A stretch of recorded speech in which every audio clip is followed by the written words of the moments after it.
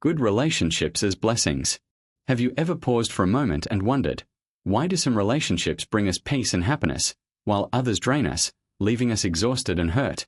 Why is it that certain people enter our lives and everything feels lighter, while others bring storms, confusion, or even heartbreak?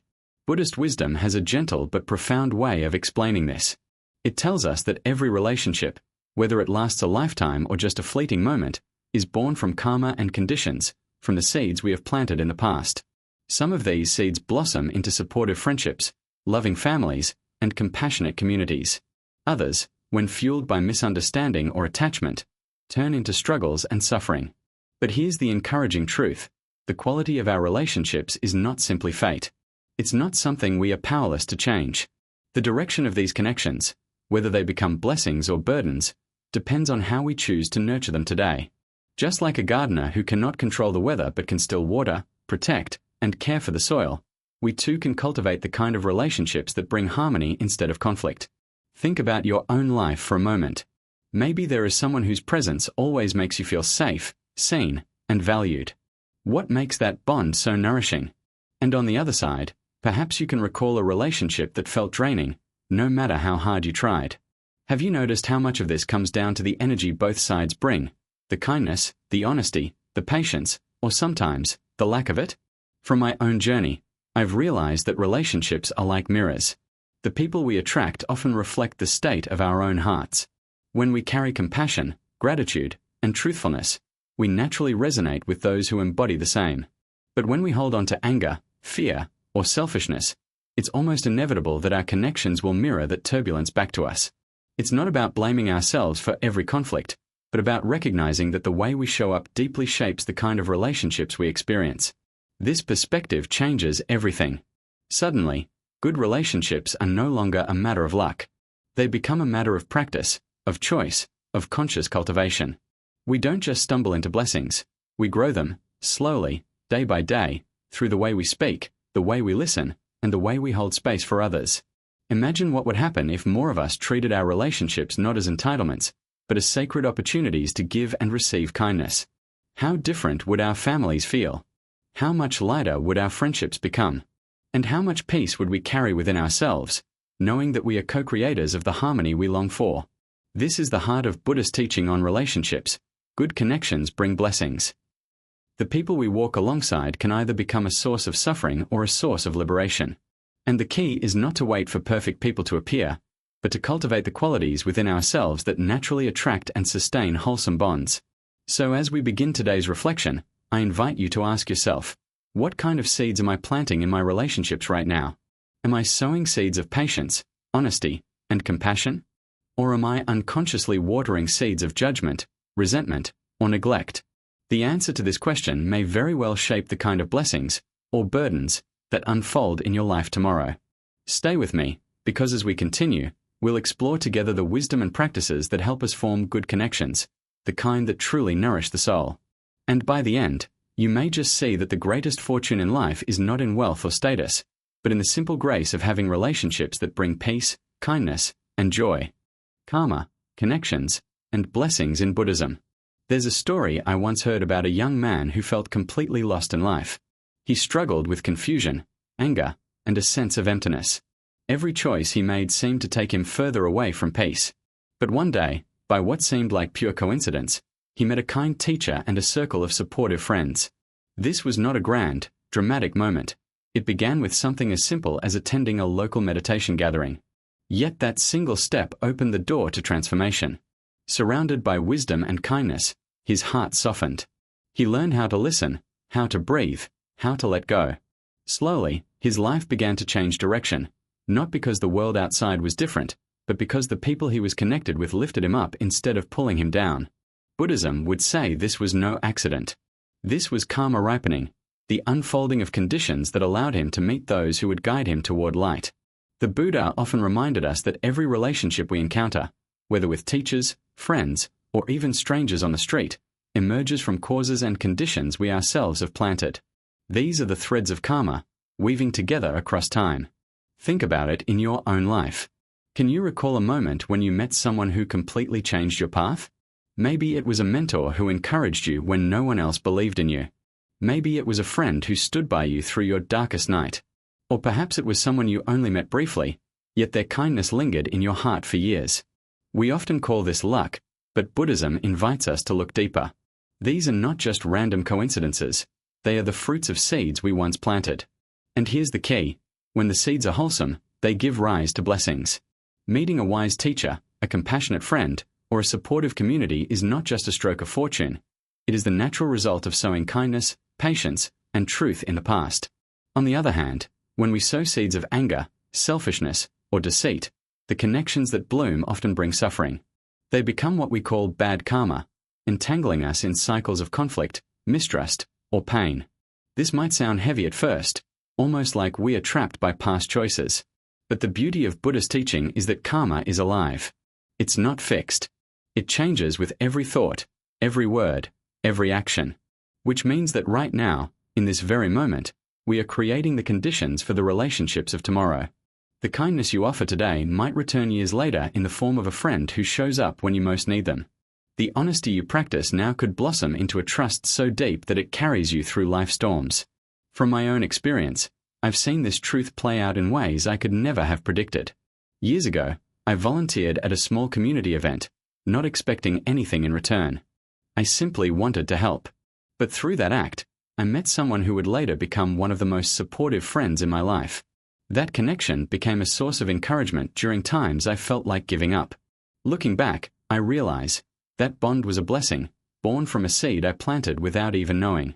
So let me ask you, what kinds of seeds are you planting in your relationships?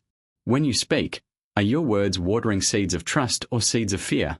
When you interact with others, are you offering compassion or judgment? The answers matter, because every small interaction becomes part of the web of conditions that shape who enters your life and how those relationships unfold. This is why Buddhism often emphasizes the importance of good friends, what we call Kalyāṇa-mittatā, spiritual companions on the path. The Buddha once told his disciple Ananda that having good friends is not just half of the holy life, it is the whole of the holy life. Imagine that, the entire path of awakening summarized in the simple act of walking alongside the right people. Because when you are surrounded by those who uplift you, their presence becomes a mirror, reflecting back your own capacity for wisdom and compassion. At the same time, meeting the wrong people, those who fuel your anger, your greed, or your fear, can easily pull you away from your deepest values. That's why it is said that a single moment with a wise person can be worth more than years spent in ignorance. It is not about judging others as good or bad, but about recognizing what kind of energy they awaken within you, and whether that energy leads to peace or to suffering. Ultimately, the teaching is simple yet profound. All relationships arise from causes and conditions. When the conditions are wholesome, relationships become blessings, guiding us toward growth. When the conditions are unwholesome, they become obstacles, drawing us deeper into struggle. But at every moment, we are free to plant new causes, to create new conditions. This is the empowering truth of karma. So perhaps the real invitation here is not to ask, why do I have good or bad relationships? But instead, what am I cultivating right now that will shape my relationships in the future? If we want to walk into a garden of harmony, we must start planting the seeds of harmony today. And that is the quiet but powerful promise of Buddhist wisdom, that by cultivating wholesome seeds in our hearts, we naturally create the conditions to meet wise teachers, kind friends, and supportive companions. These are not just chance encounters. They are blessings, born from the choices we make, moment by moment, day by day. An open heart, the seed of good connections.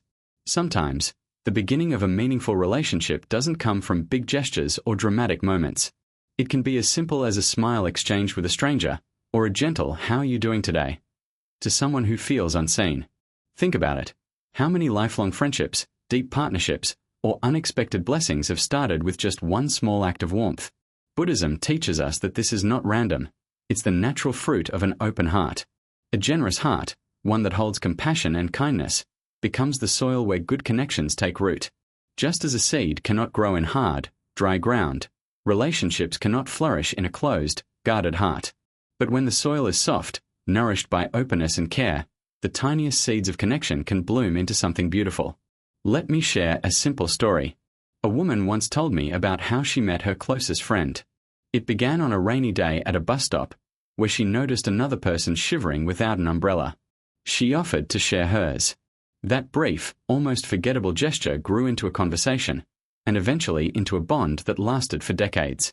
Looking back, she said, I didn't know I was planting the seed of a lifelong friendship that day. I was just trying to be kind. And isn't that how many blessings in life begin? With a small act of generosity, with a heart that says, I have a little space for you, too. When we carry a spirit of openness, we don't just make others feel welcome, we create conditions for trust to grow. People sense when your kindness is genuine. They feel when your heart has space, when you're not calculating or holding back. And in that space, they naturally want to stay, to share, and to connect. This is why Buddhist wisdom emphasizes the practice of compassion and generosity, not only because it benefits others, but because it builds bridges that sustain us as well. Now pause for a moment and ask yourself, when people meet me, do they feel at ease, like they are entering a warm home? Or do they feel a subtle wall, as if my heart is too busy, too guarded, or too distracted to truly receive them? This is not about judgment, but about awareness. Because the truth is, the energy we carry within us silently shapes the relationships around us.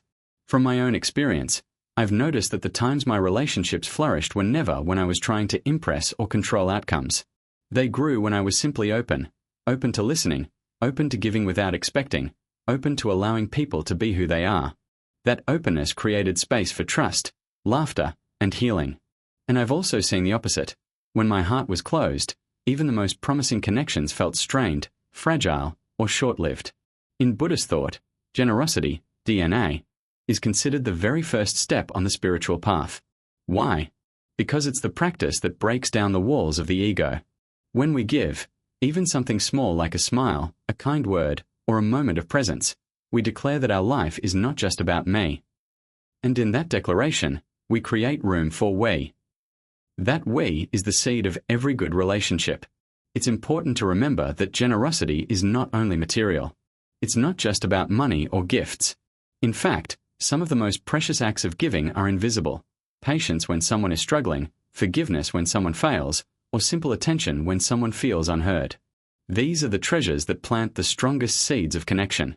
So the question becomes, how can we live with a heart that is open enough to plant these seeds every day? It doesn't require dramatic changes. It can be as simple as holding the door for a stranger, really listening when a friend speaks, or offering a kind word when your coworker seems down. It may not seem like much in the moment, but these are exactly the moments when blessings are born. In a world that often tells us to protect ourselves, to stay guarded, or to look out for number one, an open heart can feel like a risk. But here is the paradox. The more open we are, the richer our lives become. Because in opening our hearts, we don't just give, we receive. We receive trust, love, and the kind of deep human connection that makes life worth living. So perhaps the challenge for each of us is this. The next time you're with someone, whether it's a stranger, a friend, or a loved one, ask yourself, can I open my heart just a little more here? That openness may be the seed of a connection that blesses not only their life, but yours as well. And that is the wisdom Buddhism reminds us of. Compassion and generosity are not just virtues. They are the fertile ground where good relationships, and therefore blessings, are born. The art of listening, the foundation of connection. There's a story I love about a young man and his mother. For years, their relationship was marked by distance. He felt misunderstood, she felt unappreciated, and their conversations often turned into arguments. But one day, something shifted. Instead of speaking, instead of defending himself or trying to prove a point, the son simply sat down and listened. He allowed his mother to share her worries, her frustrations, and even her disappointments. He didn't interrupt, he didn't judge, he just listened. And in that space of quiet attention, something unexpected happened. The tension between them began to dissolve. For the first time in years, they saw each other not as enemies, but as two human beings carrying their own struggles. That moment of listening healed more than words ever could. Buddhism calls this practice compassionate listening. It is not just about being silent while someone speaks. It is about opening your heart to receive their truth, even if it is messy, even if it is hard to hear. When we listen deeply, without rushing to fix or correct, we offer a rare gift, the gift of presence. And sometimes, presence is all it takes to bridge the widest gap. Think about it in your own life. When was the last time you felt truly heard? Not just nodded at, not just tolerated, but deeply received? Maybe it was with a friend who looked into your eyes and let you pour out your worries without judgment. Or perhaps it was with a partner who understood your silence even when you had no words. That feeling of being heard is profoundly healing, isn't it? It tells us, I matter. My story matters. The truth is, we live in a noisy world. Everyone wants to speak, few want to listen. Social media trains us to broadcast our opinions, but rarely to pause and receive another's. Yet if we look closely, we see that many conflicts, between parents and children, couples, co-workers, even nations, arise not from a lack of intelligence, but from a lack of listening. Misunderstanding grows in the silence when no one is truly heard. The Buddha taught that listening is itself an act of compassion. He once said that just as rain nourishes the earth, listening nourishes the heart. By listening, we allow another person's pain to be released, like steam escaping from a covered pot. When someone feels heard, the pressure inside them lessens. Anger softens, trust returns, and space opens for genuine connection. From my own life, I remember a time when a friend was going through deep grief. My instinct was to comfort, to offer advice, to say something wise. But the more I spoke, the more distant she seemed. Finally, I stopped talking and just listened. I let her cry. I let her repeat the same story again and again. I didn't try to fix her pain. I simply held it with her. Days later, she told me, I don't remember what you said, but I'll never forget how you listened. That moment taught me, sometimes silence, filled with attention, is more powerful than 1,000 words. But let's be honest, listening is not easy. It asks us to set aside our ego, our desire to be right, our impatience. It requires us to be fully present, to suspend judgment, to accept that the world doesn't revolve around our perspective. That's why listening is not just a social skill, it's a spiritual practice. Each time we listen deeply, we practice letting go of me in order to truly meet you. And isn't that what every relationship longs for? A meeting of hearts, not just a collision of opinions. So let me ask you, how might your relationships change if you practiced listening a little more deeply? What if, instead of preparing your reply while someone else is speaking, you just paused and received their words? What if, instead of correcting or defending, you allowed silence to do the work? Could it be that the very act of listening could heal the wounds words cannot? In Buddhist teaching, this is called deep listening, a practice that creates harmony between hearts. When we listen in this way, anger can dissolve, resentment can fade, and love has a chance to grow. It doesn't mean agreeing with everything, nor does it mean ignoring our own truth. It simply means making room for another person's truth, so that understanding can flow. At the end of the day, every human being longs for the same thing: to be seen, to be heard, to be understood. And when we offer this to one another, we create not just better conversations, but better relationships, better families, and ultimately, a better world. So the next time you're with someone, whether it's your child, your partner, your parent, or even a stranger, try this simple shift. Instead of asking, "What can I say?" ask yourself, "Can I listen more deeply?" You may be surprised at how much peace can be born from that silence. Because in the end, listening is more than a skill. It is love in action. It is compassion made audible. And it is, truly, the foundation of every real connection. Honesty, the light that holds relationships together. There's a simple truth we all know but sometimes avoid. Lies may protect us for a moment, but they always cost us in the long run. Think about it. How many relationships have been broken not because of a lack of love, but because of a lack of honesty? I remember a story of two friends who were inseparable in their youth. They trusted each other with everything: dreams, secrets, fears. But one day, one of them chose to hide the truth, thinking it would spare the other from pain. That single act of dishonesty, though small, planted a seed of doubt. Over time, that doubt grew into distance, and eventually, into silence. What destroyed their bond was not hatred. It was the absence of truth. In Buddhism, truthfulness is not just a moral suggestion. It is a foundation for harmony. The Buddha taught that right speech includes speaking words that are truthful, kind, and purposeful. Among all virtues, truth stands like a pillar. Without it, no relationship, whether between partners, friends, or family, can stand for long. But let's be real, honesty is not always easy. Sometimes the truth feels heavy, uncomfortable, even risky. We fear it might hurt the other person, or expose us to judgment. So we choose silence, or worse, we choose a small lie. And yet, What seems like protection often turns into poison. Because dishonesty corrodes trust, and trust, once lost, is one of the hardest things to rebuild. So here's the paradox. Honesty may hurt in the moment, but dishonesty wounds for a lifetime. Think about the times in your own life when someone told you the truth, even when it was hard to hear. Maybe it stung at first, but didn't you later feel grateful? You knew they respected you enough to be real. Contrast that with the times when you discovered you had been deceived. Even if the lie was small, didn't it leave a scar of doubt? The Buddha compared truth to light. Light may reveal uncomfortable realities. It shows the cracks in the wall, the dust on the floor, but it also allows us to see clearly, to walk safely, to build with confidence. Lies, on the other hand, are like darkness. They may hide things for a while, but eventually, we stumble. From my own journey, I've learned that honesty is not just about what we say, but also about how we live. It's about being genuine in our intentions, transparent in our actions, and consistent between our words and our behavior. I once worked with someone who was not the most talented, but everyone trusted them because they were honest. If they made a mistake, they admitted it. If they promised something, they delivered. Over time, people valued them not just for what they could do, but for who they were. That's the quiet power of honesty. It builds trust without fanfare, day by day. And let's not forget, honesty requires courage.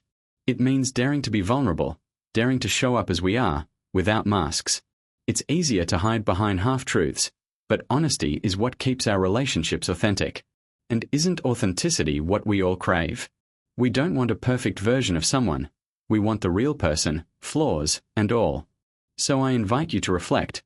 In your relationships right now, is there a truth you've been avoiding?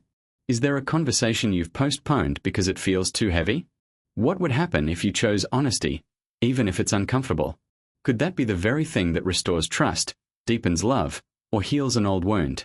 In Buddhist teachings, truthful speech is one of the 5 precepts, the ethical guidelines that lay the foundation for a life of peace. When we choose honesty, we align not only with others but also with ourselves. Because each time we lie, even a small one, we fracture something inside. But each time we speak truth, we become more whole, more grounded, more free. At the end of the day, honesty is not just about avoiding lies, it's about living in integrity. It's about ensuring that the person we show to the world is the same as the person we know ourselves to be. And when we live in this alignment, our relationships naturally grow stronger, steadier, and filled with trust. So remember this: lies may build walls, but truth builds bridges. Lies may protect us from discomfort, but truth protects us from regret. And while honesty may not always be easy, it is always worth it. Because in the light of honesty, love has space to flourish, trust has room to grow, and relationships gain the strength to last. Gratitude, the great blessing. Have you ever noticed how someone who lives with gratitude seems to carry a light around them? It's as if people are naturally drawn to them, not because they're the loudest or the most successful, but because their heart radiates warmth. I once met a man who didn't have much in terms of wealth. His clothes were simple, his house modest. But everyone in the neighborhood loved him. Why? Because he always remembered to give thanks. When his parents were alive, he cared for them with patience and respect. When neighbors helped him, he never forgot. It could be a small favor, like lending him a tool, yet he always found a way to return the kindness, even if just with a heartfelt word of thanks. That kind of spirit creates a circle of goodwill around a person, one that can't be bought. In Buddhism, gratitude is not just a polite gesture, it's a profound spiritual practice. The teachings remind us that to be human is already to be indebted. We breathe because of the trees, we eat because of the earth, we live because of the sacrifices of parents, teachers, and countless others who've paved the way for us. The Buddha himself said that gratitude and repayment of kindness is a path of the noble ones. It is the soil from which all good relationships grow. And yet, in the rush of modern life, how often do we forget? We take so much for granted. The meal on the table, the roof above us, the friend who listens late at night. These things seem ordinary until they're gone. It's only in loss that we often recognize their value. But gratitude is the art of recognizing blessings while we still have them. Let's pause and ask ourselves, when was the last time we told our parents, "Thank you for everything"? When was the last time we looked at a friend and said, "I'm grateful you're in my life"? These words may feel small, but they carry an energy that strengthens bonds. Because every human heart longs to be seen, valued, and remembered. Gratitude is the language that fulfills that longing. Think about your own relationships. Who are the people that mean the most to you? Now imagine if tomorrow you woke up and they were gone. What words would you wish you had said to them? Gratitude is about saying those words now, not later. From my own experience, gratitude has a quiet but transformative power. There was a time I was overwhelmed with work, feeling drained and unseen. Then one evening, a simple message came from an old friend. "I just want to thank you for always being there for me years ago. I haven't forgotten." That one line lifted a weight I didn't know I was carrying. It reminded me that kindness never disappears. It lives on in someone's memory, waiting to return to us like a blessing. The Buddha taught that gratitude is both trian, knowing the kindness of others, and baoan, repaying that kindness. It doesn't always mean grand gestures. Sometimes it's simply showing respect, sometimes it's offering help when we can, sometimes it's living in a way that honors the sacrifices made for us. To live without gratitude is to live cut off from our roots. To live with gratitude is to be nourished by every connection, every act of love. Gratitude also changes how we see the world. When our hearts are thankful, life itself feels abundant. We stop chasing endlessly for more, and instead start cherishing what we already have. That shift alone brings peace. Have you ever noticed how the people who complain the least often seem the happiest? It's not because they have more, it's because they see more.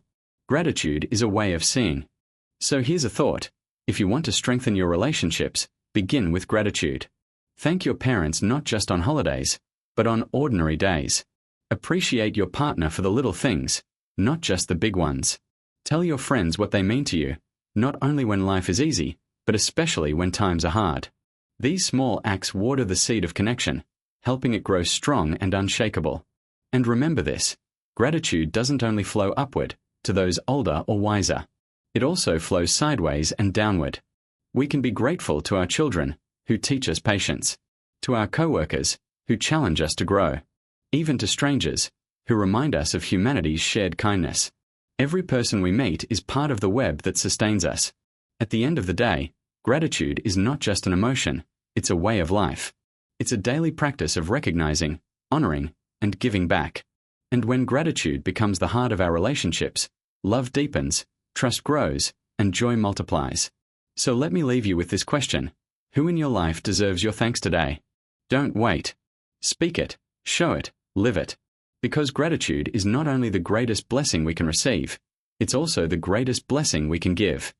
Letting go of anger, preserving relationships. Have you ever seen two people who once loved each other deeply, siblings, friends, even partners, end up not speaking for years?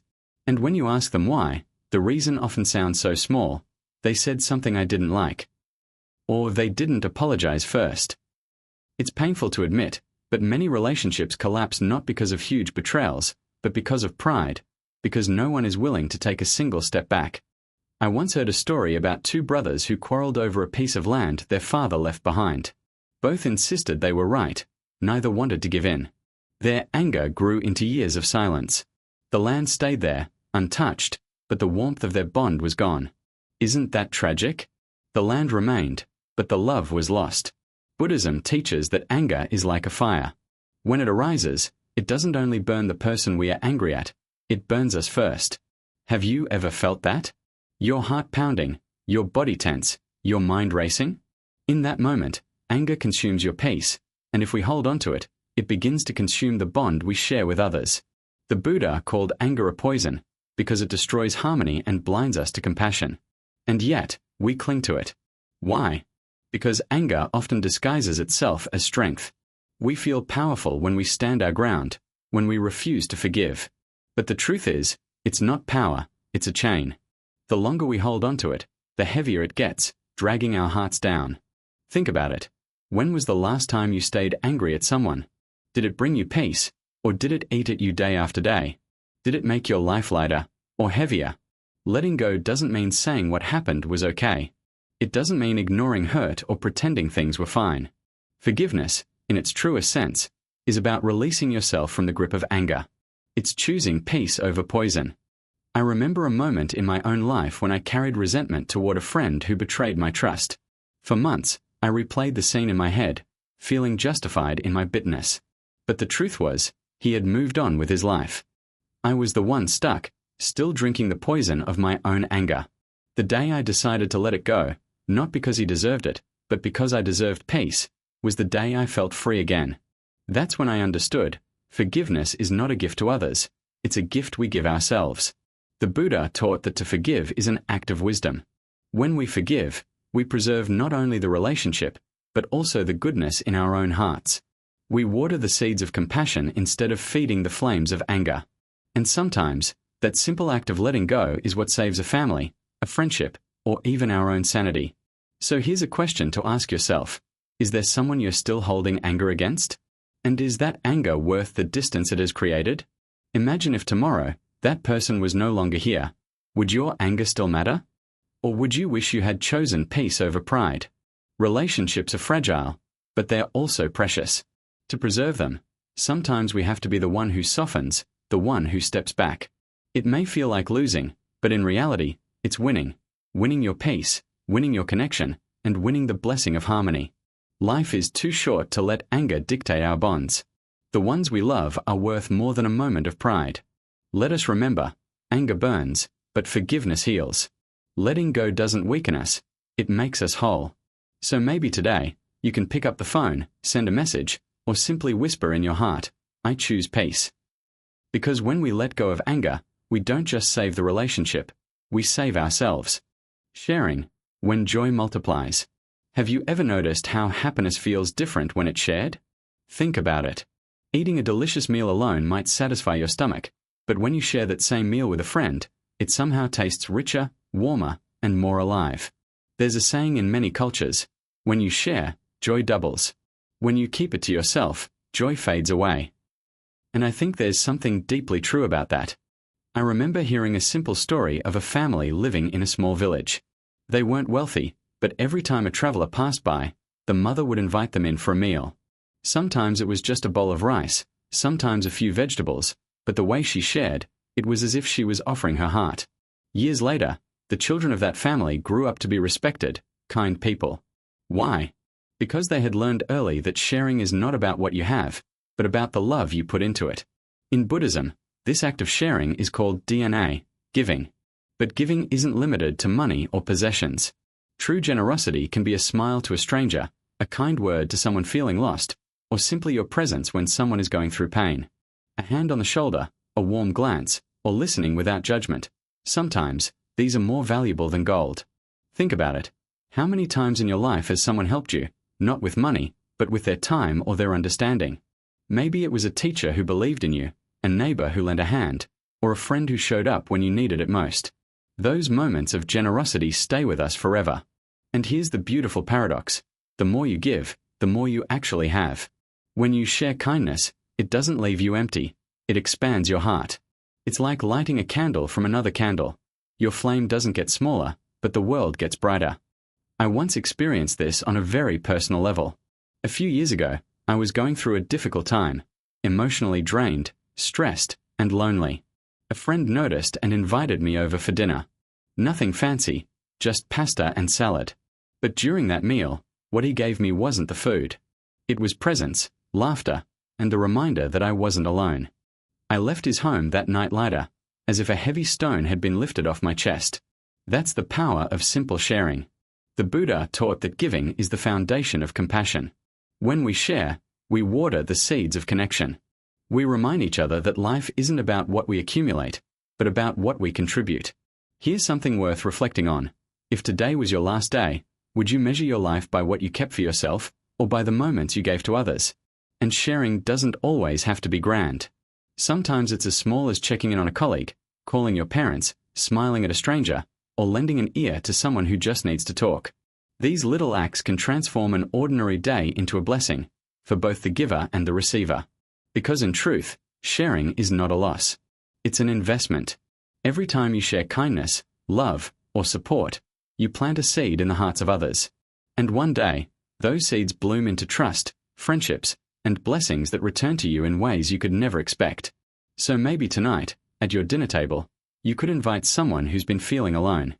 Or tomorrow, you could offer your time to someone in need. Remember, generosity isn't about the size of the gift.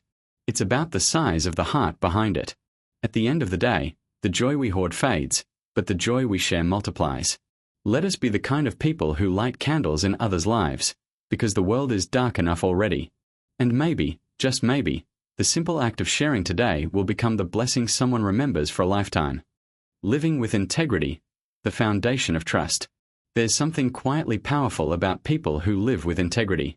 You can feel it when you're around them. They don't need to announce it, they don't need to prove it, because their presence already makes you feel safe. In Buddhism, this foundation is called SLA, living by ethical precepts. At its simplest, it means we don't harm others, we don't take what isn't ours, we don't deceive, we don't betray. It sounds basic, almost obvious, right? But in reality, these are the pillars that hold every relationship together. Think about it. Would you trust a friend who often lies to you? Could you feel at ease with someone who might steal from you the moment you turn your back? Or love deeply a person who hurts others without care? Trust cannot survive where integrity is absent. There's a story I once heard about a small shop owner in a rural town. Every day, he would leave his store open while stepping out for errands. No locks, no cameras. When someone asked him, "Aren't you afraid of being robbed?"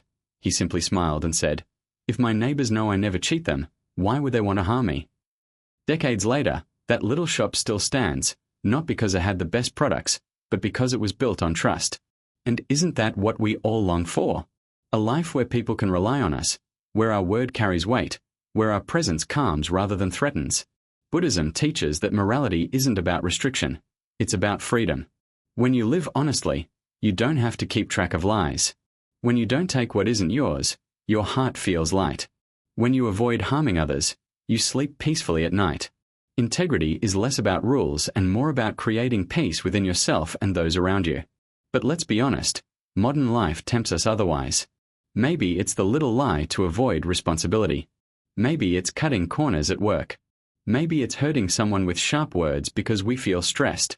These might seem small, but over time, they erode trust, first from others, then from ourselves. Ask yourself, how many relationships have broken not because of huge betrayals, but because of small cracks, an unkept promise, a hidden truth, a careless act? On the other hand, when we live with integrity, people naturally draw close. They know they can lean on us. Parents who live truthfully plant seeds of honesty in their children. Partners who are faithful create a love that endures storms. Friends who are reliable form bonds that time cannot weaken. I've experienced this personally. Once, during a tough season of my life, I confided in a friend about something very vulnerable. Weeks passed, and not a word escaped his lips. That moment, I realized, this is the kind of person I can trust with my life. The friendship deepened, not because he did something extraordinary, but because he simply held to integrity. The Buddha described truthful speech as a jewel among virtues. It's not just about avoiding lies, it's about speaking in ways that bring harmony, trust, and healing. A person who lives this way becomes like a tree, steady, reliable, offering shade and shelter to those around them. So maybe the question we can all sit with is this: am I living in a way that makes others feel safe with me? Because at the end of the day, money comes and goes, beauty fades, even achievements lose their shine. But integrity, that's something time cannot erase. It is the root of every lasting relationship, the soil in which trust, love, and respect grow. To live with integrity is not always easy. It might mean walking away from shortcuts, admitting mistakes, or choosing silence instead of harmful words. But it is always worth it, because when people know your heart is steady, your life becomes surrounded by blessings. So let us live in such a way that when others speak of us, they say, "I trust this person. With them, I feel safe." That, my friend, is the quiet but profound power of integrity. It is the foundation of every good connection, the invisible thread that holds our world together. Walking together on the path of truth. There's a saying in Buddhism that feels both simple and profound: the whole of spiritual life is good friendship. When I first heard it, I thought, really? Just friendship? Isn't spiritual life about meditation, scriptures, rituals? But the more I've lived, the more I've seen its truth. Think about your own journey. How many times have you stumbled, only to be lifted by the presence of a friend? How often has a single conversation, a shared silence, or a gentle reminder kept you from giving up on yourself? We like to think we are walking alone, but in reality, we are always shaped by those who walk beside us. The Buddha called such companions Kalyāṇa-mittatā, Spiritual friends. These are not just people we laugh with, though laughter is precious. They are the ones who remind us of our better selves when we forget. The ones who encourage us to be patient when anger burns. The ones who ask, "Is this really who you want to be?" when we are tempted to stray. I remember a story of a young monk who felt discouraged after years of practice. He went to his teacher and said, "Master, I don't think I can continue. The path feels too long, too difficult." The teacher gently asked him, "Do you have friends here in the monastery?" The monk nodded. "Then you have already walked half the path," the master replied. What he meant was clear. When you have companions who share your values, your burdens become lighter, your courage multiplies. And isn't it the same in our everyday lives? When you're surrounded by people who gossip, complain, or chase only shallow pleasures, it's easy to get pulled in. But when you walk with those who value kindness, honesty, and growth, their presence pulls you upward. As one proverb says, if you want to go fast, go alone. If you want to go far, go together. Let's be real, life is not easy. We face losses, betrayals, disappointments.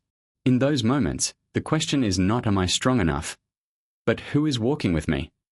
Because sometimes strength isn't about being unshakable, it's about having a hand to hold when you tremble. I've experienced this myself.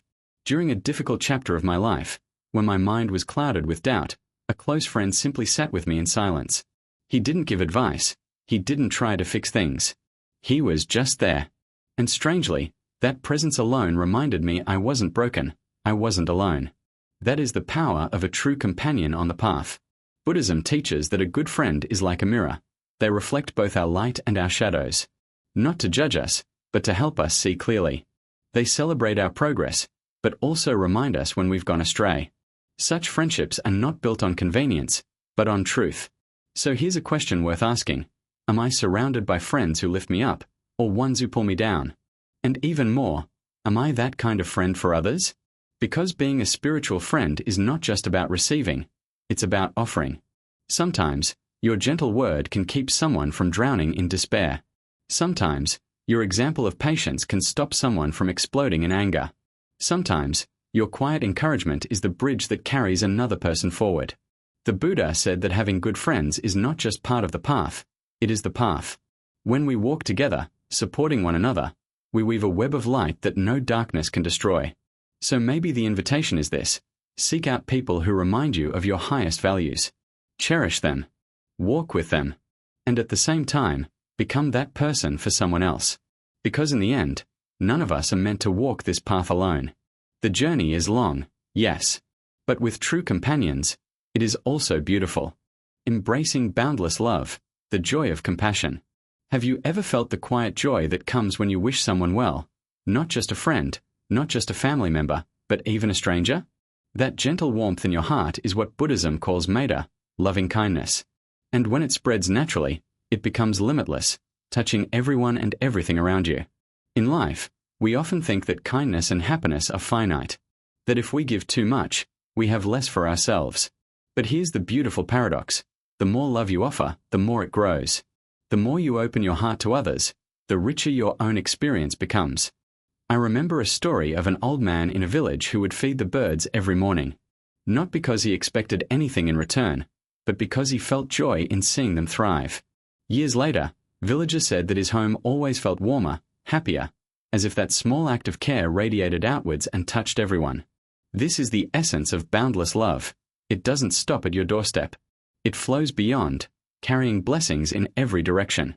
The Buddha taught that all good relationships, all lasting happiness, begin with cultivating this love, compassion without limits. Karuna, the willingness to relieve suffering, and upekkha, equanimity, are two sides of the same coin. Together with loving kindness, they form a heart that is unshakable, a spirit that can embrace joy and pain alike without clinging or aversion. But let's be honest, practicing this is not easy. It's simple to love those who love us back. It's easy to be kind to people who treat us well. True growth begins when we extend our heart to those who hurt us, to those we fear, to those we may never meet. It's in this infinite generosity of spirit that we discover freedom and the deepest joy. Think about it. When was the last time you sincerely wished for someone else's happiness without any expectation? Maybe it was a coworker who annoyed you, a driver who cut you off, or even someone on the other side of the world suffering silently. That moment, even if brief, is a seed of infinite love. And when nurtured, it grows, not just in you, but in the world around you. I've experienced this personally. During a particularly stressful time, I consciously sent a silent wish of well-being to a friend I had argued with. I didn't text, I didn't confront, I just held a thought of care in my heart. Days later, we reconciled naturally. What I realized is that the energy of goodwill, once released, often returns in ways we cannot predict. It's like a ripple in water, small, yet ever-expanding. Buddhism calls this the practice of T by HX, loving kindness, compassion, sympathetic joy, and equanimity. Together, they form the heart of boundless love, a heart that sees the interconnectedness of all life. When you cultivate this, you realize that true happiness is not a private possession.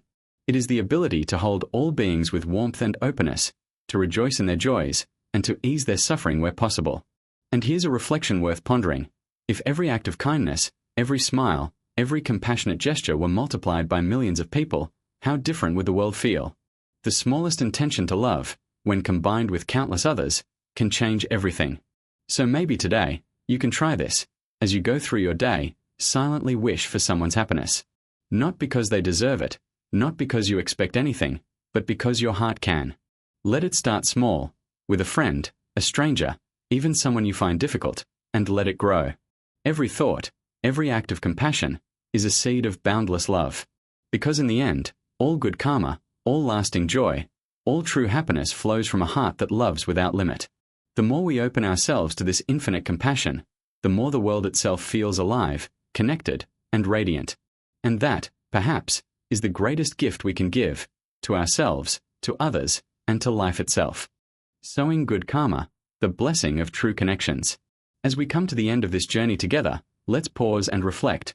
What does it really mean to cultivate good relationships, to KT Dayan Lan, as the Buddhists say? It's more than meeting the right people or having pleasant encounters. It's a conscious practice of sowing seeds of kindness, trust, and compassion in the present moment. Every smile you offer, every listening ear you provide, every small act of generosity, these are the seeds of good karma. Imagine your life as a vast garden. Each interaction, each choice, is a seed planted. Some seeds may take time to sprout, others may bloom instantly. When we plant with care and mindfulness, tending to our words and actions, the garden flourishes. Friends, family, even strangers become part of this living network of blessings. And the beauty of it is that the fruits of these seeds don't just benefit us, they ripple outward, touching lives we may never even know. I've often noticed that people with good hearts, those who cultivate kindness and honesty, seem to attract love naturally. You don't have to chase or force it. They are greeted with smiles on the street, supported in moments of need, and carried through life by invisible threads of goodwill. Why? Because when you nurture good connections, life itself conspires to nurture you back. Yet, let's also be honest, cultivating these connections is not always easy. We face misunderstandings, disagreements, or moments of impatience.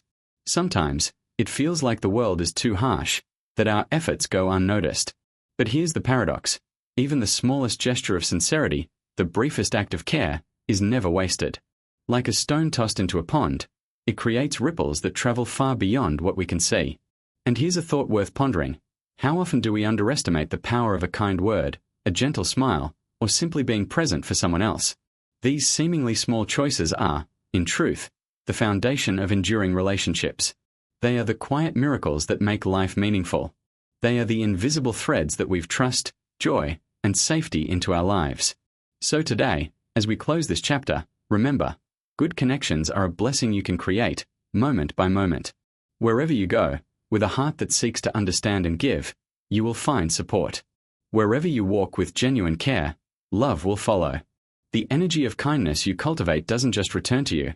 It grows, multiplies, and nourishes everyone it touches. And here's the gentle invitation for what comes next. Life is an ongoing journey of learning, growing, and opening our hearts. In our next video, we will explore a generous heart, the power of openness, and discover how a heart that is expansive doesn't just embrace others. It creates a wealth of blessings, a life enriched by love, trust, and generosity. So carry this with you. Sowing good connections is sowing blessings for both now and the future. A person with true goodwill carries light wherever they go, meets love wherever they arrive, and finds protection in the world simply because they've chosen to plant goodness. May your life be a garden of enduring, joyful relationships, and may each connection you nurture blossom into infinite kindness.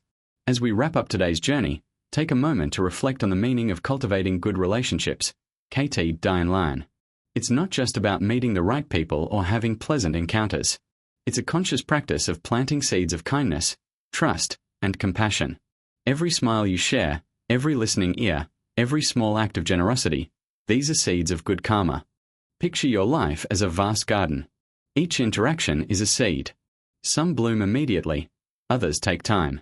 With mindful care, your garden flourishes, spreading blessings not only to you but to everyone it touches. People with genuine hearts attract love naturally. They are greeted with smiles, supported in need, and guided by invisible threads of goodwill. Life isn't always easy. Misunderstandings, conflicts, and moments of impatience challenge us. Yet even the smallest act of sincerity creates ripples, touching lives far beyond what we can see. A kind word, a gentle smile, or simply being present. These are quiet miracles that weave trust, joy, and safety into our lives. So remember, cultivating good connections is cultivating blessings. Wherever you go with a heart that seeks to give, love will follow. The kindness you plant multiplies, nourishing everyone it touches. In the next video, we'll explore a generous heart, the power of openness, seeing how an expansive heart brings a wealth of blessings, a life rich in love, trust, and generosity. Sow good connections today, and watch them blossom into a lifetime of joy and harmony. Wherever you go, may love meet you there, and may your life be filled with enduring, joyful relationships.